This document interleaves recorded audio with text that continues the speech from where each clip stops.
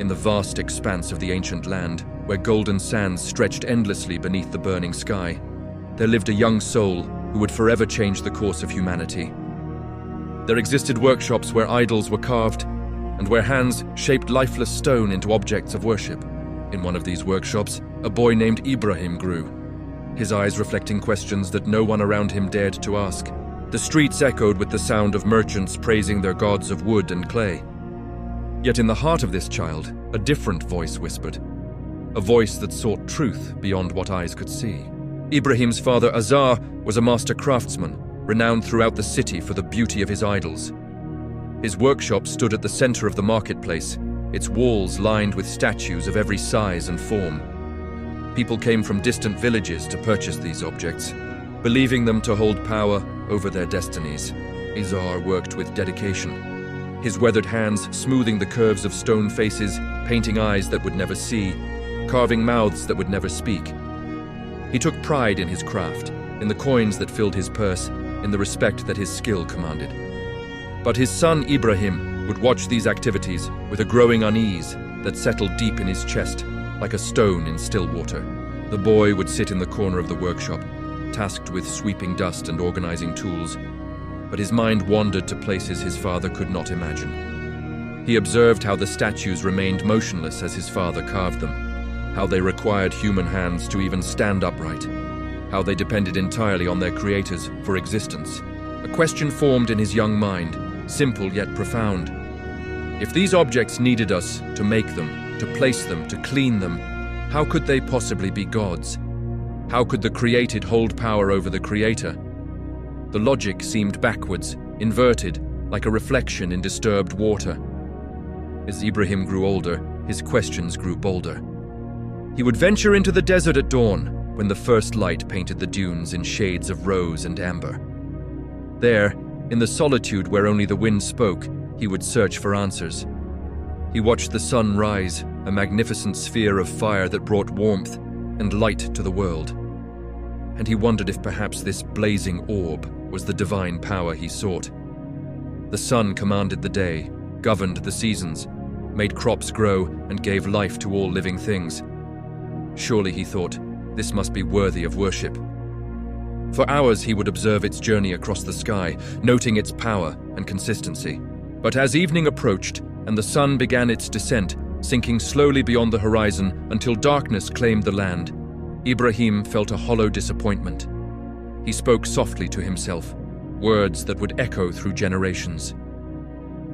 "This cannot be my Lord, for my Lord does not set, does not abandon, does not disappear.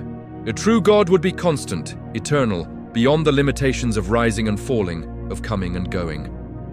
The sun, for all its brilliance, was bound by patterns it did not choose, following a path it could not alter. It was creation, not creator. That night, as stars emerged like scattered diamonds across the velvet darkness, Ibrahim's eyes turned upward once more. The moon appeared, luminous and serene, casting silver light across the sleeping world. Its gentle glow seemed to whisper of mysteries and secrets, of a quieter kind of power. Perhaps, Ibrahim thought, here was the divine presence he sought. The moon seemed more constant than the sun, visible even during some days, ruling the night with grace. He felt drawn to its peaceful radiance, and for a moment, hope stirred in his heart. But again, as the hours passed and the moon traced its arc across the heavens, he watched it wane and fade, eventually disappearing as dawn approached. The same disappointment, deeper now, settled over him. "This too cannot be my Lord," he whispered to the silent desert. "If it fades and vanishes, if it changes and diminishes, it cannot be the eternal truth I seek. Neither sun nor moon, neither star nor any celestial body could be the ultimate reality. For they all were subject to laws beyond themselves, moving according to patterns they did not decree." In that moment of profound realization, standing alone beneath the infinite cosmos, Ibrahim felt something shift within his soul. It was as if a veil had been lifted, revealing what had always been there, but never truly seen.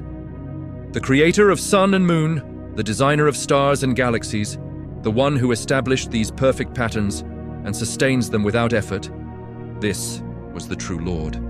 not confined to any form, not limited by time or space, not dependent on anything else for existence. The divine reality was beyond all that eyes could perceive, beyond all that hands could touch, beyond all that minds could fully comprehend. Yet paradoxically, this unseen truth felt more real than anything he had ever known. Ibrahim returned to the city transformed, carrying within him a certainty that burned brighter than any fire in his father's forge. But he knew that speaking this truth openly would invite danger. The people around him had built their entire lives upon the foundation of idol worship. It gave them comfort, structure, a sense of control over their fears. To challenge this was to shake the very ground they stood upon. And people do not easily forgive those who disturb their certainties. Yet Ibrahim also knew that remaining silent would be a betrayal of the truth that had illuminated his heart. He began to plan, to consider how he might demonstrate the futility of idol worship in a way that could not be ignored or explained away. The opportunity came during a major festival, when the entire city would travel to a sacred grove outside the walls to celebrate and make offerings to their primary deity. It was tradition for everyone to participate, a day of feasting and ritual that marked the most important event in their calendar. Azar urged his son to join them, to be part of the community, to show proper respect to the gods that had blessed their family with prosperity. But Ibrahim claimed illness, speaking of pains in his stomach, of dizziness and weakness. He lay down and refused food, playing the part of the invalid convincingly enough that eventually his father left without him, joining the streams of people flowing through the city gates. When silence finally settled over the empty streets, Ibrahim rose and made his way to the great temple at the city's heart. The building was massive, its stone walls covered in carvings of the various deities, its interior vast and dim. Rows upon rows of idols stood in the shadowy space, from tiny figurines to enormous statues that nearly touched the ceiling. Before the largest idol, offerings had been piled, fruits and bread, honey and oil, flowers and incense. The smell was cloying, almost suffocating in the stillness. Ibrahim stood for a long moment, looking at this display of devotion to lifeless objects, and he felt both sadness and resolve. He found an axe among the temple tools, its blade sharp and heavy. Then, methodically, he began to destroy the idols. He moved through the temple with purpose, striking stone and wood, toppling statues from their pedestals. The sound of shattering echoed through the empty building, each crash a declaration, each broken piece a statement of truth. He worked until sweat soaked his garments, until his arms ached with the effort, until the floor was littered with fragments of what had once been worshipped as divine. But he left the largest idol intact, the chief god around whom the others had been arranged, and in a gesture that was both clever and symbolic, he placed the axe in the statue's outstretched stone hand, as if this great idol itself had destroyed its lesser companions. When the people returned from their festival, joyful and satisfied, eager to present their offerings at the temple, they were met with devastation. The sight struck them like a physical blow. They stood in the doorway, unable to comprehend what they were seeing. Someone had defiled their sacred space, had committed an act of blasphemy so enormous that it seemed impossible. Rage erupted like a volcano. Who could have done this? Who would dare commit such sacrilege? They questioned everyone, demanded answers, searched for any clue that might lead them to the perpetrator. Someone mentioned that Ibrahim, the son of Azar the idol maker, had not attended the festival. He had remained in the city alone. Others recalled his strange questions, his peculiar behavior, the way he sometimes looked at the idols with something other than reverence. Suspicion coalesced into certainty, and guards were dispatched to bring him before the assembly. They found Ibrahim calmly waiting, as if he had expected this moment, had prepared himself for what was to come. They seized him roughly, dragging him through streets now filled with angry crowds, bringing him to stand before the city's rulers and the gathered masses. The chief priest, his face contorted with fury, pointed at Ibrahim and demanded an explanation. "Did you do this to our gods, you who are called Ibrahim? Did you commit this unspeakable crime?" The crowd pressed closer, hungry for confession, for justice, for blood. But Ibrahim stood straight, his voice steady despite the danger that surrounded him like a tightening noose. He looked at the chief priest, then at his father, whose face showed both shame and confusion, then at the masses, whose eyes burned with hatred. He gestured toward the great idol still standing amidst the rubble, the axe still gripped in its stone hand. "Why not ask that one?" Ibrahim said, pointing to the largest statue. "It seems to be the one who did this. Ask him what happened. Perhaps he was angry with the smaller gods and destroyed them. Surely if these statues are truly divine, if they possess the power you claim they have, then the chief among them can speak and tell you what occurred." The temple fell silent. People looked at each other, uncertain how to respond to this challenge. Some recognized the trap in Ibrahim's words, understood that he was forcing them to confront the obvious truth they had long denied. Others, slower to comprehend, actually looked at the idol as if expecting it to respond. Then someone shouted from the crowd, a voice full of frustrated anger, "You know well that these do not speak. They cannot answer you or anyone else." And there it was, the admission Ibrahim had been waiting for. His voice rang out clearly, filling the temple space. "Then why do you worship what cannot speak, what cannot hear, what can neither benefit you nor harm you? Why do you prostrate yourselves before objects that you create with your own hands, that you must carry when you want them moved, that crumble when struck? Is there no reason in this? Do you not think about what you are doing?" The crowd erupted in chaos. Some shouted for his death. Others stood frozen, his words having struck something deep within them that they could not immediately dismiss. The rulers conferred hastily, knowing they had to act decisively or risk losing control of the situation entirely. If they allowed Ibrahim's challenge to go unanswered, if they permitted his questions to spread through the population like fire through dry grass, the entire foundation of their society might collapse. The idol trade was not just religious, it was economic, political, woven into every aspect of their civilization. To abandon it would mean abandoning everything they knew. The king himself, a man named Nimrod, who claimed divine authority, who ruled with absolute power and expected absolute obedience, decided to confront Ibrahim personally. He summoned the young man to his palace, to the throne room where few dared speak freely, where the king's word was law and his anger was death. Ibrahim was brought before the throne, surrounded by guards with spears, watched by courtiers who whispered behind their hands. Nimrod sat elevated above them all, draped in luxurious robes crowned with gold, every inch the image of earthly power. The king's voice was smooth, confident, carrying the weight of unchallenged authority.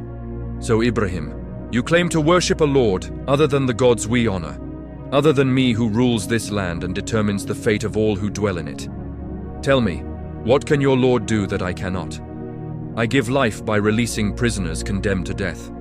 I take life by executing the guilty. I control armies, command resources, shape the destiny of nations. What power does your unseen God possess that surpasses mine?" The courtiers nodded approvingly, confident that this challenge would silence the troublemaker once and for all. Ibrahim's response was simple, cutting through the king's rhetoric with undeniable logic. "My lord causes the sun to rise from the east. If you truly possess divine power, cause it to rise from the west." The throne room fell completely silent. No one moved, no one breathed. The challenge hung in the air like a sword suspended by a thread. Nimrod's face flushed. His hands gripped the armrests of his throne. He was a man accustomed to having answers, to dominating every conversation, to emerging victorious from every confrontation. But here was a truth he could not argue against. A demonstration of divine power so obvious and yet so completely beyond his reach that any claim of equality with the Creator was revealed as absurd. But kings do not easily admit defeat, especially before their courts. Nimrod's embarrassment transformed into rage. If he could not win the argument, he would win through force. He declared Ibrahim a threat to the kingdom, a danger to social order, a blasphemer who deserved the harshest punishment. The sentence was announced. Ibrahim would be burned alive, executed in a manner so terrible that it would serve as a warning to anyone who might consider following his path. The crowd outside the palace, manipulated by royal messengers, cheered this decision. They had been told that their very way of life was under attack, that this young man wanted to destroy everything they held sacred.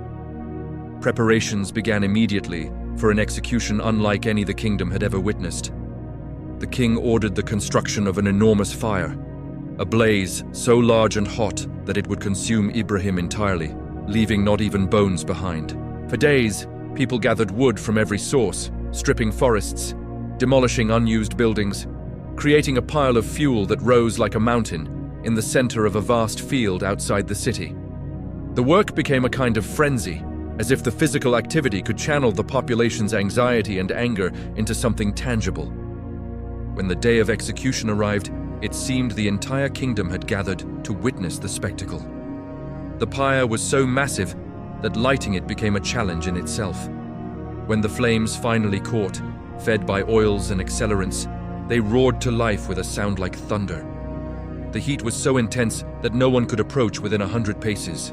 The fire towered into the sky, a column of orange and red and white that could be seen from distant villages.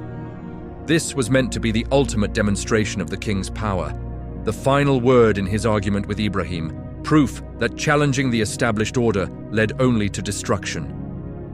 Ibrahim was brought forth in chains, and a catapult was constructed to hurl him into the heart of the inferno, since no person could get close enough to push him in. The crowd watched with a mixture of horror and fascination, some feeling a twinge of doubt about the righteousness of this punishment. Others hardened in their certainty that this blasphemer deserved his fate. Azar stood among them, his face a mask of conflicting emotions, watching his son about to be executed for rejecting everything the father had taught and believed. As Ibrahim was placed in the catapult, bound and helpless, he showed no fear. His face was calm, his eyes clear. Those close enough to see him wondered at his serenity. Did he not understand what was about to happen? Did he not feel terror at the approaching agony? But Ibrahim was not relying on his own strength or his own ability to endure. His heart was turned entirely toward the one he had recognized as Lord, the creator of all things, the one with power over fire and everything else in existence. His lips moved in quiet prayer, words of complete surrender and trust. The catapult released with a tremendous crack, and Ibrahim's body arced through the air toward the flames. The crowd gasped, some turning away, unable to watch the moment of impact. But what happened next defied all natural law, all expectation, all possibility, according to the understanding of those who witnessed it. As Ibrahim entered the fire, the flames did not consume him. Instead, they became cool and peaceful around him, a garden of light rather than an instrument of death. He landed softly in the midst of the inferno, completely unharmed, as if he had stepped into a gentle brook rather than a raging furnace. The fire continued to burn around him, its heat still intense enough to keep all observers at a distance. But where Ibrahim sat, there was only coolness and safety. He remained there for a period, surrounded by flames that refused to harm him, experiencing a miracle so profound that it could not be explained by any natural means. The creator of fire had commanded it to be cool and safe for his faithful servant, and the fire obeyed its true master, not its apparent nature. This was a sign, a demonstration of divine power that could not be denied or dismissed by any reasonable person. When the fire eventually began to die down, consumed by the vast amount of fuel that had been gathered, people crept closer, expecting to find ashes and bones. Instead, they found Ibrahim emerging from the embers, his clothes unsinged, his hair unburned, his skin without even the slightest mark. He walked calmly from the fire pit, his chains somehow fallen away, his expression peaceful. The crowd stood in stunned silence, trying to process what they had witnessed, trying to reconcile it with everything they thought they knew about the world. Some among them, those whose hearts were open to truth, recognized this as a clear sign from the divine reality Ibrahim had spoken of. They approached him quietly in the following days, asking questions, seeking to understand this Lord who could command fire itself. These became his first followers, people willing to risk social rejection and persecution to pursue truth. But others, including Nimrod and the established priesthood, hardened their hearts even in the face of this undeniable miracle. They spread alternative explanations, claimed it was trickery or magic, insisted that accepting Ibrahim's message would mean admitting they had been wrong, and pride prevented such admission. The situation in the city became increasingly difficult for Ibrahim and those who believed with him. The authorities, embarrassed by their failed execution and threatened by the growing number of people questioning the old ways, made life unbearable for the small community of believers. They were harassed in the marketplace, denied fair treatment in disputes, excluded from social gatherings, subjected to constant pressure to recant and return to idol worship. Ibrahim realized that staying would either force a confrontation that would result in violence or require compromising the truth he had been called to proclaim. Neither option was acceptable. After much contemplation and prayer, Ibrahim understood that he needed to migrate to leave behind the land of his birth and seek a place where he could worship freely and build a community based on the worship of the one true Lord. The decision was not easy. Migration meant leaving behind everything familiar, venturing into unknown territories, facing uncertainties and dangers. It meant saying goodbye to family members who refused to leave, including his father Azar, who remained committed to his idol-making trade, despite everything he had witnessed. The pain of that separation cut deeply, for Ibrahim had hoped until the last moment that his father might recognize the truth. Ibrahim went to his father one final time before departing. He found Azar in his workshop, surrounded by half-finished idols, the familiar smell of wood shavings and paint filling the air. The old man looked up as his son entered, and for a moment, something soft flickered in his eyes before hardening again into stubborn resistance. Ibrahim spoke gently, his voice full of genuine love and concern. "Father, I have received knowledge that has not reached you. Follow me and I will guide you to a balanced path. Do not worship what cannot hear or see, what cannot benefit you in any way. Father, I fear that a punishment will touch you from the most merciful, and you will become a companion of what is wrong." Azar's response was harsh, designed to cut and push away. "Are you rejecting my gods, Ibrahim? If you do not desist, I will surely stone you. Leave me for a long time." The words struck like physical blows, but Ibrahim maintained his composure. His reply was gentle even in the face of this rejection.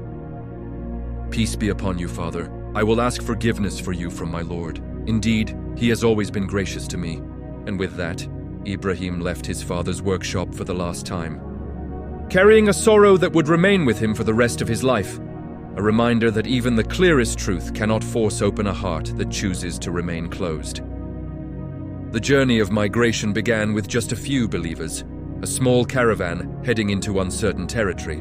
Among them was his wife Sarah, a woman of remarkable faith and strength, who had chosen to leave behind her own family and familiar comforts to accompany Ibrahim on this path of trust in the divine.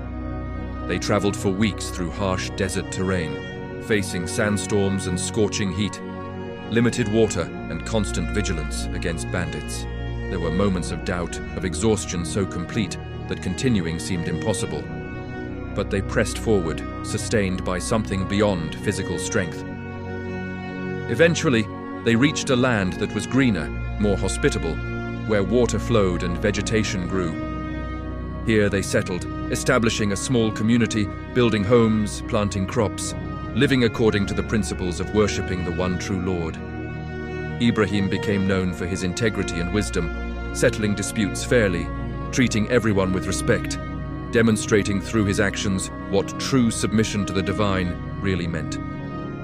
People from surrounding areas began to take notice, some joining the community, others simply respecting Ibrahim, even if they did not share his beliefs. Years passed and the community grew, but Ibrahim and Sarah faced a private sorrow that weighed heavily upon them. They had no children, despite their deepest longing for offspring who would continue the path they had established. In their culture, childlessness was seen as a sign of divine disfavor, a source of shame and social diminishment. As the years accumulated and Sarah moved beyond the typical age of childbearing, it seemed that this one blessing would be forever denied to them. The pain of this unfulfilled desire became a constant companion, a test of faith perhaps more difficult than the fire had been, for it was quiet and ongoing rather than dramatic and brief. Sarah, in her generosity and her concern for Ibrahim's legacy, suggested that he marry her servant Hajar, an Egyptian woman of strong character and deep faith. Perhaps, Sarah reasoned, through Hajar the line would continue, and the community would have the leadership it needed for future generations. Ibrahim agreed, though with some reluctance, understanding the complexity this would introduce into their household. Hajar became his second wife, and in time, she conceived and bore a son, whom they named Ismail. The joy of this child's arrival filled Ibrahim's heart in ways he had not imagined possible. Yet it also brought new challenges. The dynamics of the household shifted with Ismail's birth. Sarah, despite her initial generosity in suggesting the arrangement, felt the pain of her own barrenness more acutely now, as she watched Hajar nursing a son. Human emotions are complex, and even the most faithful hearts can struggle with jealousy and hurt. Tensions arose, unspoken at first, then gradually more evident. Ibrahim found himself trying to navigate between his wives, honoring both, loving both, yet unable to prevent the sadness that settled over his home like a cold mist. Then came a command from the divine that seemed to make no sense, that appeared to contradict all human wisdom and natural affection. Ibrahim was instructed to take Hajar and the infant Ismail and leave them in a barren valley, a place of scorching heat and absolute desolation, where no vegetation grew and no water flowed. The valley, which would later be known as Makkah, was empty of human habitation, a place people avoided because it could not sustain life. To leave a woman and baby there seemed like a death sentence, an act of cruelty that went against everything Ibrahim's heart desired. Yet this was the test, the ultimate question of trust and submission. Would Ibrahim follow the divine command even when it contradicted his own understanding? Even when it seemed to threaten the life of his beloved son, even when it brought him anguish beyond description? He prepared for the journey in silence, his heart heavy, his mind wrestling with the magnitude of what he was being asked to do. Hajar, observing his troubled demeanor, sensed that something profound was occurring, though she did not yet know what it entailed. They traveled through the desert until they reached the desolate valley, a place where the heat shimmered in waves off the barren ground, where mountains of dark rock surrounded them on all sides, where silence hung thick and oppressive. Ibrahim set down the small supply of dates and the water skin he had brought, enough for perhaps a few days if carefully rationed. Then he turned to leave, unable to speak, unable to explain, his throat tight with suppressed emotion. Hajar called after him, her voice rising with alarm. "Are you leaving us here in this valley where there is no person and nothing?" She repeated the question, following him a few steps, holding Ismail against her chest, beginning to understand the terrible reality of what was happening. Ibrahim could not answer, could not meet her eyes, continuing to walk away with steps that felt like he was climbing a mountain. Finally, Hajar called out with a question that cut to the heart of the matter. "Has Allah commanded you to do this?" And Ibrahim, still unable to turn around, raised his hand and gestured affirmatively. "Yes." That single confirmation transformed everything for Hajar. Her voice, which had been rising toward panic, became suddenly calm, certain, filled with a strength that came from complete trust. "Then, he will not abandon us," she declared to his retreating back, to the empty valley, to herself and her infant son. Ibrahim walked until he was far enough that they could no longer see him. Then he climbed a rise and turned back toward the valley. He could see them in the distance, tiny figures against the vast emptiness, and his heart felt as if it would break. He raised his hands and prayed, his voice breaking with emotion. "Our Lord, I have settled some of my descendants in an uncultivated valley near your sacred house, our Lord, that they may establish prayer. So make hearts among the people inclined toward them, and provide for them from the fruits that they might be grateful." The prayer acknowledged his complete dependence on divine mercy, his inability to provide for them himself in this impossible place, his need for intervention beyond human capacity. Hajar rationed the dates carefully, giving Ismail small amounts, herself eating even less, making the water last as long as possible. But eventually, inevitably, the supplies ran out. The water skin hung empty, the dates were gone, and the fierce desert sun beat down without mercy. Ismail began to cry from thirst, his small voice weak and plaintive, a sound that pierced Hajar's heart like arrows. She could not bear to watch him suffer, so she placed him in the shade of a small rise and began to search desperately for water. She climbed to the top of a nearby hill called Safa, scanning the horizon for any sign of help, any caravan, any indication of water. Seeing nothing, she ran down and across the valley floor to another hill called Marwa, her heart pounding, her breath coming in gasps. She looked again from this vantage point, desperate hope mixing with growing fear. Still nothing, but she could not give up, could not simply wait for death to claim them. So she ran back to Safa, then again to Marwa, back and forth 7 times she made this desperate journey between the 2 hills, each time hoping to see something different. Each time meeting only empty desert and pitiless sky. Exhausted beyond endurance, she returned to where she had left Ismail. But what she found there stopped her in her tracks, her exhaustion forgotten in sudden wonder. Near the baby's feet, water was bubbling up from the ground, a spring emerging from the barren earth, as if the land itself had responded to their need. She fell to her knees, scooping up the precious liquid with her hands, creating a small basin to contain it, saying in Arabic a word that would become the spring's name, Zamzam, which means stop or stay her attempt to keep the water from flowing away and being lost in the sand. She drank deeply, gave water to Ismail, who stopped crying immediately, his small face relaxing into contentment. The relief was overwhelming, the joy of this salvation profound. They would not die of thirst, after all. The divine promise through Ibrahim's prayer had been fulfilled in the most direct and miraculous way. The spring continued to flow, day after day, a constant source of pure water in the middle of the barren valley. Its presence was impossible by any natural logic, yet there it was, undeniable and life-giving. In time, a tribe of travelers passing through the region noticed birds circling over the valley, a sign that water existed below. They investigated and found Hajar and Ismail by the spring. They asked permission to camp nearby, and Hajar, lonely after so long in isolation, welcomed their company. Thus began the first settlement in that valley, a community that formed around the miraculous spring, people drawn to this impossible water source in the heart of the desert. Ismail grew up among this tribe, learning their language and customs, becoming strong and capable, raised by a mother whose faith had been tested and proven unbreakable. Years later, when Ismail had grown into youth, Ibrahim returned to visit them, his heart full of longing to see the son he had been commanded to leave.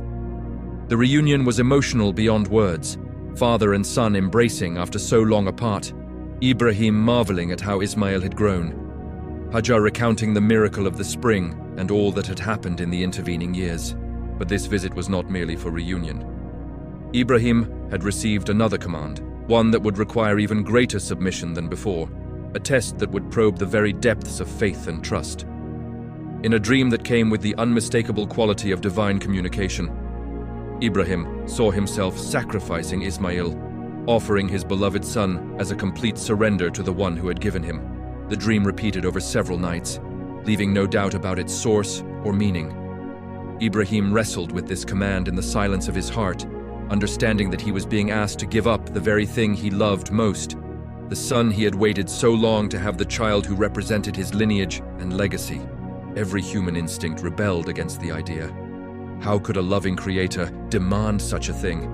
Yet Ibrahim had learned through a lifetime of experience that divine wisdom transcends human understanding, that trust means following even when the path leads through darkness. He approached Ismail with the matter, needing to share this burden, unable to simply seize the young man and force this upon him. He explained the dream, his voice careful and measured, watching his son's face for reaction. "Oh, my son," he said gently, "I have seen in a dream that I must sacrifice you. So, consider what you think." The question acknowledged Ismail's own agency, his right to participate in this decision, even though ultimately both knew that divine command was not negotiable. The young man could have protested, could have argued, could have pleaded for his life. Instead, his response demonstrated that he had inherited his father's faith and his mother's trust. "Oh, my father," Ismail replied with a calmness that belied his youth. "Do what you are commanded. You will find me, if Allah wills, among the patient." There was no hesitation in his voice, no demand for explanation or justification.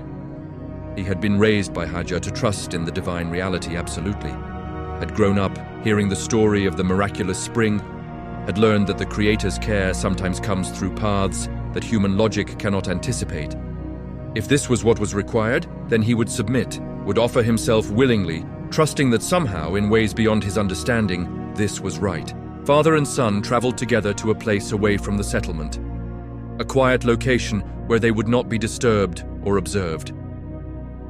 The walk must have felt endless to Ibrahim, each step weighted with the magnitude of what he was preparing to do. They spoke little, both absorbed in their own thoughts, their own prayers, their own process of surrender. When they reached the designated spot, Ibrahim prepared everything with careful attention. Moving slowly, perhaps hoping for some last-minute intervention, some change in the command. He explained to Ismail that it would be easier if the young man lay face down, so that Ibrahim would not have to look into his son's eyes while carrying out the act. Ismail agreed, understanding his father's anguish, trying to make this impossible task slightly less unbearable. He lay down calmly, and Ibrahim placed the blade against his son's throat, his hand trembling with emotion, though his resolve remained firm. This was the ultimate moment of submission, the point at which both father and son demonstrated a trust in the divine that transcended the strongest human attachment, the deepest natural love. Ibrahim pressed the blade against the skin, but it did not cut. He tried again with more force, but the sharp edge that would easily slice through rope would not pierce the flesh it touched. This was not physical resistance, but divine intervention, preventing the completion of the act. At that moment, a voice called out, clear and unmistakable, "O Ibrahim, you have fulfilled the vision. Indeed, this is how we reward those who do good. This was clearly a trial, and you have passed it." Ibrahim looked up to see a ram nearby, provided as a substitute, a ransom for his son. The relief that flooded through him was indescribable, a weight lifting that he had carried through the darkest night of his soul. He had been willing to sacrifice everything, to give up the son he loved more than his own life, because his trust in the divine was absolute, and because he was willing, the sacrifice was not required. The test was never about the death of Ismail, but about the submission of Ibrahim's heart, about whether love for the Creator exceeded all other loves, including the most powerful natural affection that exists. He sacrificed the ram instead, an offering of gratitude and relief, of completed submission and renewed covenant. Ismail rose, father and son embraced, both weeping with joy and overwhelm, having passed through a trial that would be remembered for all generations as the ultimate example of faith and trust. They returned to the settlement transformed, carrying within them an experience of divine mercy that would shape everything that followed. Afterward, Ibrahim and Ismail received another command, this one to build a house of worship in that valley. A simple structure that would serve as a focal point for all who sought to worship the one true Lord. They began to gather stones, laying foundations according to the guidance they received. The structure was not meant to be elaborate or ornate, for its beauty would lie not in decoration, but in its purpose and purity. As they worked together, father and son moving stones, fitting them carefully, raising walls under the burning sun, they prayed aloud, asking the divine to accept this service, to make this place a sanctuary and source of safety for all who approached it. Our Lord, they called out as they labored, accept this from us. Indeed, you are the hearing, the knowing. Our Lord, make us submissive to you, and from our descendants a community submissive to you. Show us our rights and accept our repentance. Indeed, you are the accepting of repentance, the merciful. The prayer was not just for themselves, but for all who would come after them, for the countless generations who would turn toward this simple structure in their own worship, finding in it a connection to the divine that transcended time and place. When the walls reached a certain height, Ibrahim stood on a stone to continue the work, and that stone, marked by his feet, would be preserved as a sign for future generations. The structure they built was called the Kaaba, a cube-shaped house of worship, simple and unadorned. Its power lying not in its physical appearance, but in what it represented. It stood as a testament to submission, to father and son working together in service of the divine, a monument to faith that would endure through millennia. As the construction neared completion, Ibrahim received yet another command, one that would have far-reaching implications for all of humanity. He was told to stand upon the heights and call out to all people, to proclaim an invitation to come to this house, to make pilgrimage to this remote valley. The instruction seemed absurd on its surface, for who would hear his voice in the middle of the desert? Who would travel to this isolated place? Yet Ibrahim had learned long ago not to measure divine commands by human logic. He climbed to a high point and called out with a voice that the Creator would carry to every corner of the earth, through time itself, reaching hearts across generations. O people, your Lord has established a house, so come to it on pilgrimage. The words echoed across the empty valley, seemingly swallowed by the vast silence of sand and stone. But Ibrahim trusted that this call would reach those it was meant to reach, that hearts across time would feel the pull of this invitation, that people from every nation and era would respond to this summons. He did not need to understand how, only to deliver the message faithfully and leave the results to the one who had commanded it. Meanwhile, back in the land where Sarah waited, a different kind of miracle was preparing to unfold. Sarah had long resigned herself to childlessness, had made peace with the reality that Ismail would be Ibrahim's only son, that Hajar would be the mother of his lineage. She had reached an age far beyond childbearing. Her body subject to the natural laws of aging, her monthly cycles ceased many years before. When visitors arrived at their home one day, messengers of the divine in the form of travelers, she prepared food for them according to the customs of hospitality, not knowing that these were not ordinary guests. Ibrahim offered them a roasted calf, setting it before them with the graciousness for which he was known. But he noticed something unusual. These guests did not eat, did not partake of the food, despite the protocols of hospitality that required guests to accept what was offered. A sense of unease crept over him, for there was something otherworldly about these visitors, something in their bearing and manner that suggested they were not what they appeared. "Who are you really?" he finally asked, unable to suppress his growing concern. The visitors revealed themselves as angels, messengers bearing news both joyful and terrible. They spoke of their mission to a city not far from where Ibrahim and Sarah dwelt, a place called Sodom, where the people had given themselves over to such wickedness and corruption that divine punishment could no longer be delayed. They would destroy the city utterly, leaving no trace of its existence, as a warning to all future generations about the consequences of persistent evil and refusal to turn back toward righteousness.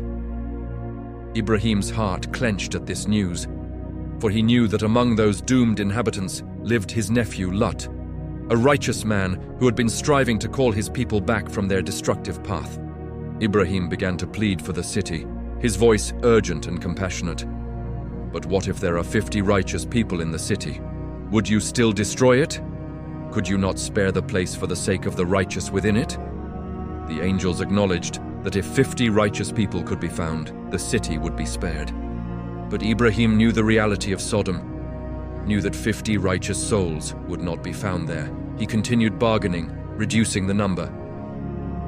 "What if there are 45? What if there are 40? What if there are 30? Each time the angels agreed that the city would be spared if that number of righteous people existed within it.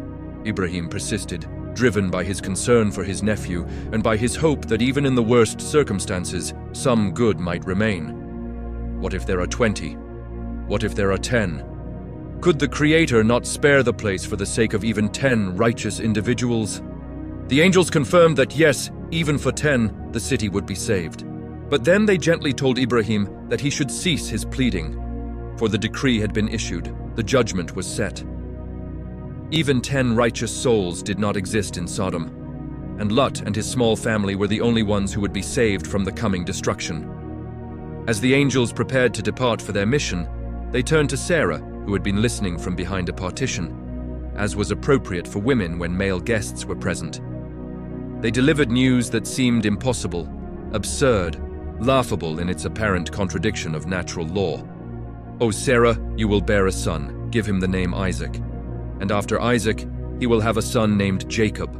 Your descendants will become nations, and through your line, blessings will flow to all the world."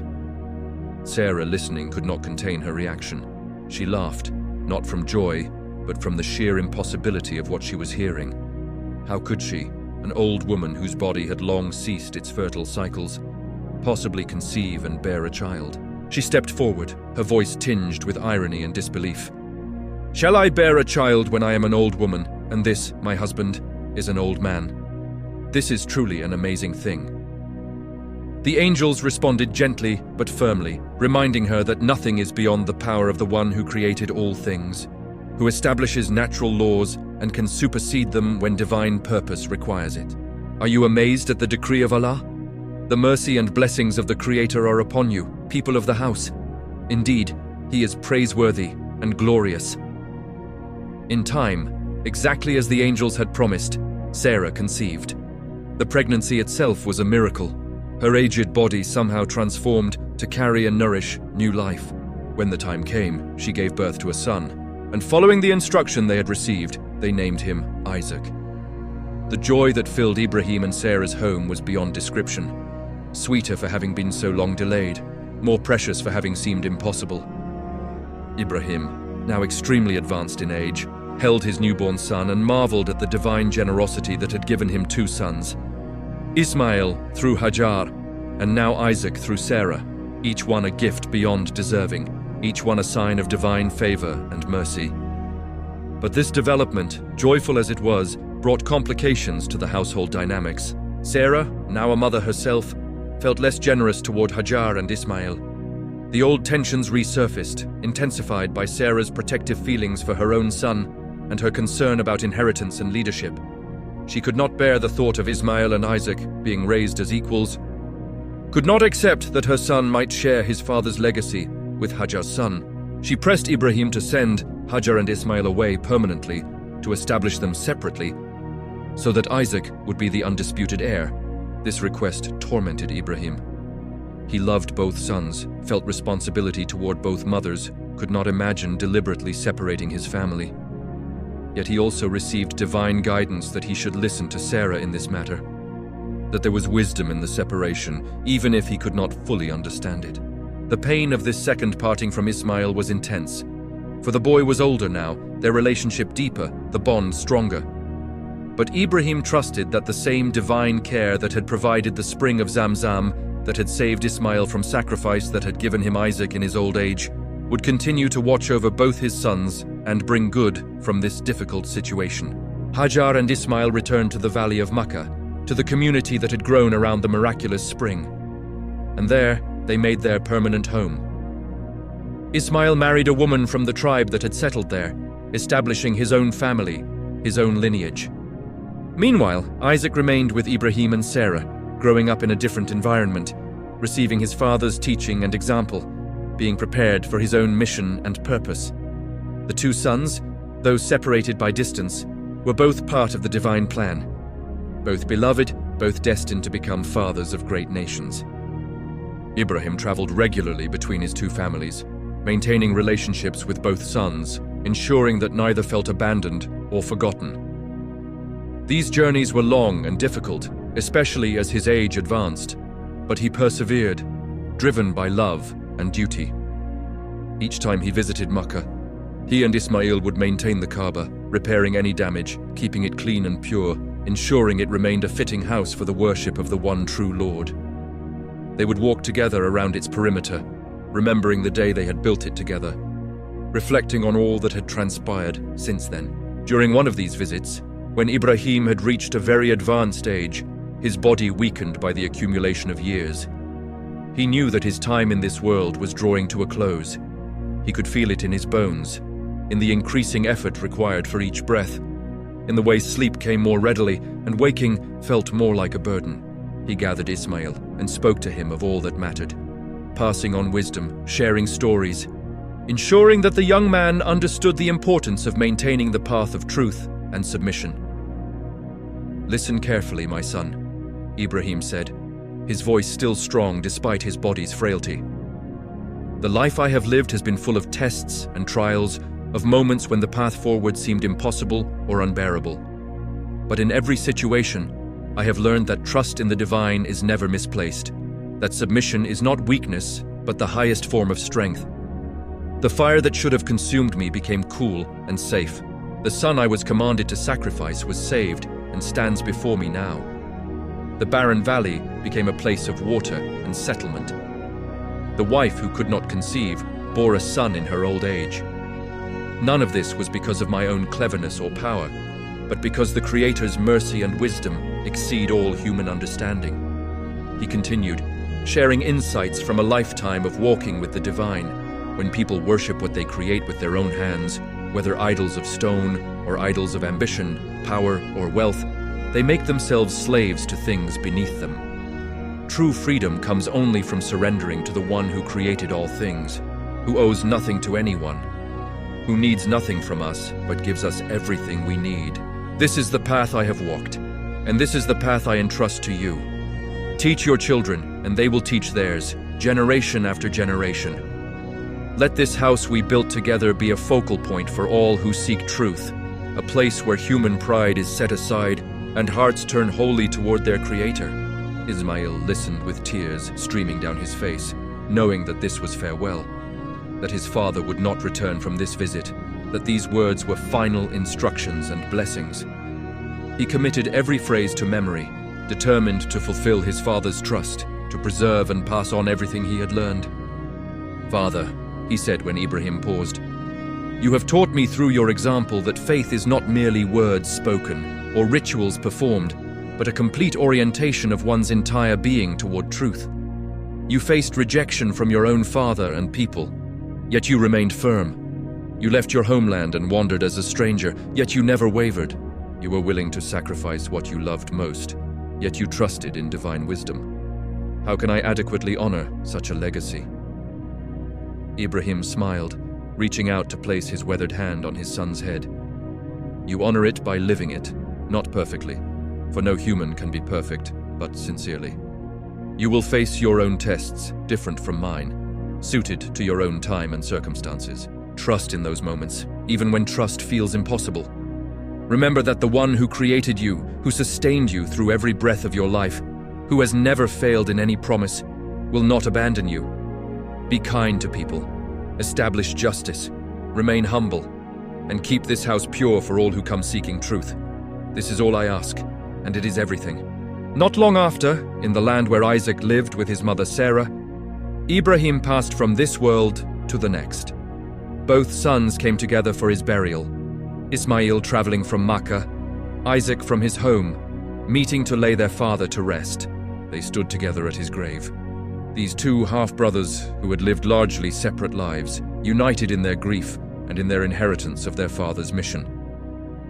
They wept together, prayed together, and in that moment of shared loss, they recognized each other not as competitors, but as partners in continuing what Ibrahim had begun. Isaac spoke first, his voice thick with emotion. "Our father loved us both, though we barely knew each other. He carried the pain of our separation, but trusted that there was wisdom in it. I propose that we honor his memory by honoring each other, by recognizing that we are branches of the same tree, children of the same faithful Father. Though we live in different lands and will lead different peoples, we share the same fundamental calling: to guide humanity toward truth and away from the darkness of ignorance and injustice." Ismail embraced his brother, grateful for these words. "Yes," he agreed. Our father's life taught that submission to the divine sometimes means accepting what we do not understand, trusting that the Creator sees what we cannot see. He and I built a house in the valley where I live, a simple structure of stone that represents everything he believed and taught. All who come to it will be welcome, regardless of their lineage or background, for truth belongs to all people and excludes no one who seeks it sincerely. I invite you, my brother, and your descendants after you, to always consider that place as welcoming to you." The brothers parted after the burial, returning to their respective homes, but they maintained contact over the years, ensuring that the rift between their mothers did not extend to them. They understood that they were part of something larger than family politics or inheritance disputes, that their father's legacy was a trust that transcended personal interests. Through their descendants, both lines would indeed become great nations, each playing essential roles in the divine plan for guiding humanity. Sarah did not long survive her husband. The grief of losing Ibrahim, combined with her advanced age, took its toll quickly. She passed peacefully, having seen her impossible son grow to manhood. Having witnessed the fulfillment of the promise that had seemed so laughable when first announced, Isaac mourned his mother as he had mourned his father, recognizing that he was now the carrier of their shared legacy, responsible for maintaining and transmitting what they had taught him. In the years that followed, the story of Ibrahim and his family spread far and wide. Travelers who visited the Kaaba in Makkah carried tales of the house built by a father and son in response to divine command, of the miraculous spring that still flowed in the barren valley, of the man who had been saved from fire and had been willing to sacrifice his son, whose faith had moved mountains and changed history. These stories were told and retold, each generation adding its own understanding, finding in Ibrahim's example inspiration for their own struggles and tests. The Kaaba became a center of pilgrimage, just as Ibrahim had been commanded to proclaim. People came from distant lands, drawn by something they could not always articulate, feeling the pull of that simple stone structure in their hearts. They would arrive dusty and travel-worn, and they would walk around the sacred house just as Ibrahim and Ismail had done, feeling a connection across time to those who had first established this ritual. They would drink from the well of Zamzam, that impossible spring in the desert, and they would remember Hajar's desperate run between Safa and Marwa, her faith in the midst of terror, her trust that sustained her until relief came. But as centuries passed, as generations succeeded generations, the pure message that Ibrahim had lived and died for began to be corrupted. People started placing idols in and around the Kaaba, thinking to honor the site by decorating it with representations of various deities and powers. The very practice that Ibrahim had spent his life opposing, the worship of created things rather than the Creator, crept back into the sacred space he had established. It happened gradually, with people justifying each step as harmless or beneficial, until the house that had been built for the worship of the one true Lord was filled with hundreds of idols, and the original purpose was nearly forgotten. Yet the divine plan accounted even for this falling away, for nothing catches the Creator by surprise. Through Ibrahim's line, through the descendants of both Isaac and Ismail, prophets and messengers continued to arise, calling people back to the original truth, reminding them of the pure worship that their forefather had exemplified. Each prophet faced resistance, just as Ibrahim had, for human beings tend to cling to familiar practices even when those practices have led them astray. But each prophet also found those whose hearts were ready for truth, who recognized the message as authentic, who chose to follow despite the cost. The teachings remained consistent across generations and prophets. There is only one divine reality, eternal and uncreated, beyond all limitation and comparison. This reality deserves worship and submission, not because of arbitrary command, but because of the logical necessity that the Creator is greater than creation. That dependence flows from the dependent to the independent. That purpose and meaning derive from the one who established purpose and meaning. To worship anything else, whether physical idols or abstract concepts like nation or ideology, or even one's own desires, is to invert reality, to place created things above the Creator, to live in fundamental contradiction to truth. The moral framework that flows from this central teaching is equally consistent. Treat others with justice and compassion. Care for the vulnerable and marginalized. Speak truth even when it brings personal cost. Resist oppression. Practice generosity. Maintain integrity. Seek knowledge. Pursue excellence in all endeavors, and constantly strive for self-improvement and refinement of character. These are not arbitrary rules imposed from outside, but the natural expression of aligning oneself with truth, the inevitable result of recognizing one's place in the created order and living accordingly. Ibrahim's example offered a template for how to live this path practically. When faced with social pressure to conform to falsehood, maintain your integrity, even if it means standing alone. When blessed with resources or knowledge, share generously rather than hoarding. When tested with hardship or loss, trust that the divine wisdom exceeds your understanding and that relief will come, perhaps not in the form or timing you expect, but in the form that is ultimately best. When commanded to do something difficult, submit even if you cannot see the reason. For the Creator's perspective encompasses what you cannot see. When dealing with those who reject or oppose you, respond with patience and good character, for you are responsible for your own conduct, not for forcing others to accept truth. The test of sacrifice, Ibrahim's willingness to give up Ismail, has particular significance that echoes through time. It demonstrates that true submission means being willing to give up even what is most precious, that nothing in creation can be allowed to rival the Creator in our hearts. That authentic love for the divine exceeds all other loves. But it also demonstrates divine mercy, for the sacrifice was not ultimately required. The Creator does not desire the harm of creation, but seeks the purification of hearts, the freedom that comes from proper orientation of love and loyalty. This pattern repeats in various forms throughout human experience. We are asked to sacrifice our pride, our selfishness, our attachment to things that ultimately cannot satisfy or save us.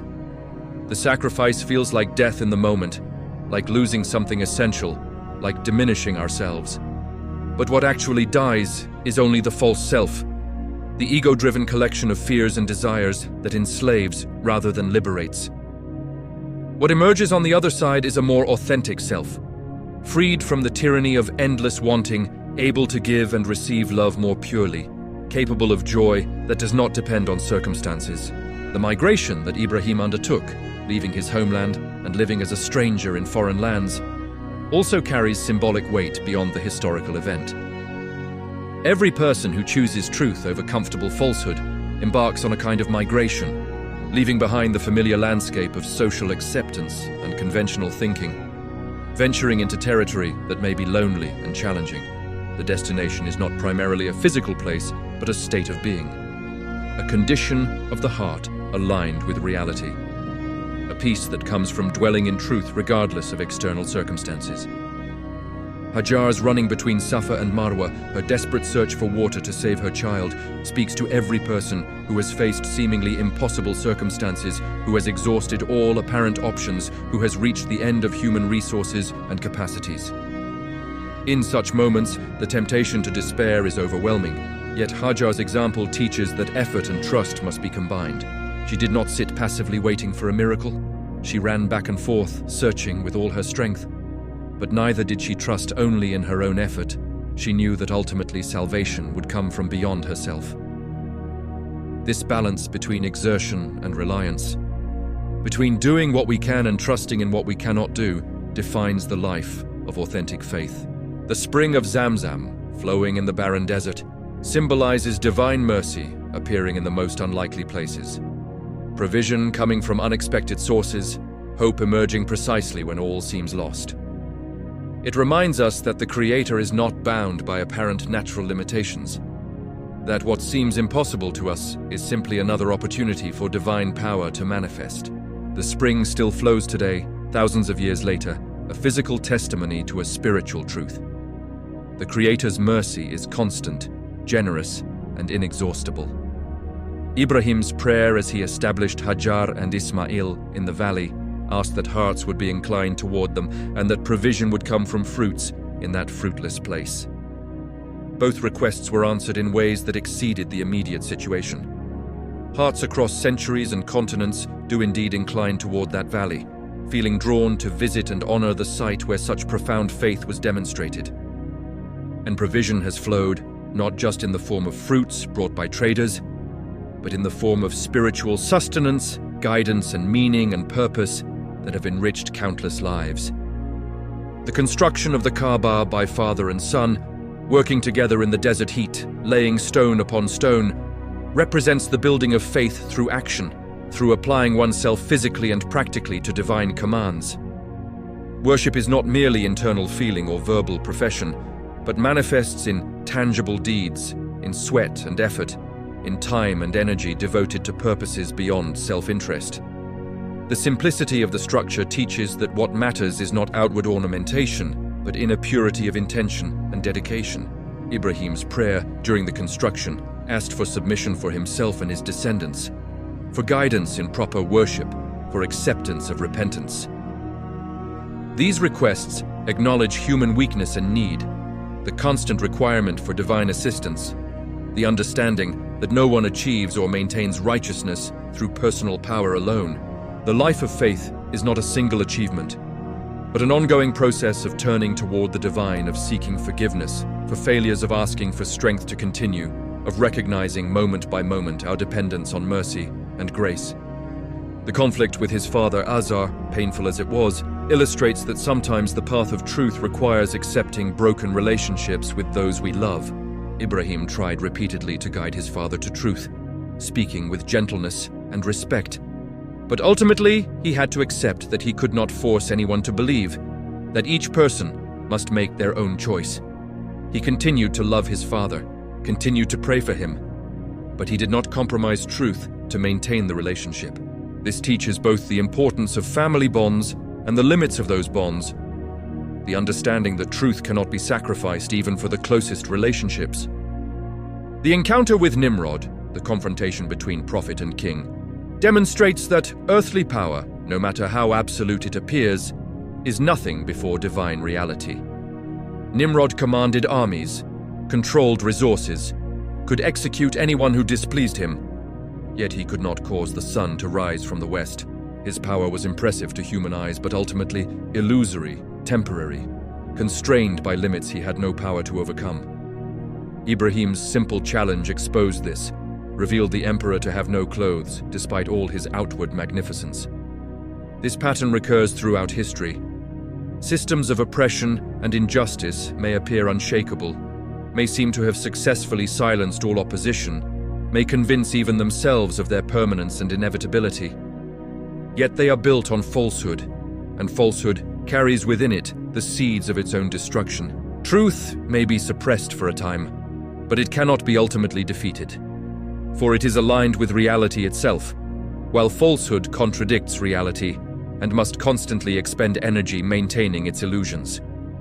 The fire that became cool and safe for Ibrahim teaches that the Creator has absolute authority over all natural laws and processes. What burns or does not burn, what harms or protects, what is possible or impossible.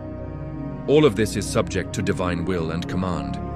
Natural laws exist because the Creator maintains them consistently, giving us a stable environment in which to live and make meaningful choices. But these laws are not independent realities that constrain the Creator.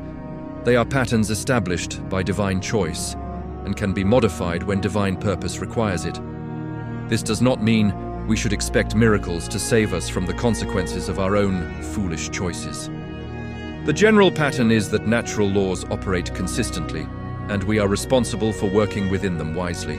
But it does mean that no situation is truly hopeless, that the Creator can provide rescue and relief in ways we cannot anticipate, that when we have exhausted all human possibilities, divine possibilities remain.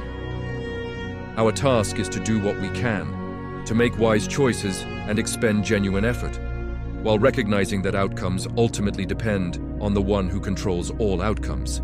Ibrahim's life spanned many decades, witnessing tremendous changes and experiencing profound tests.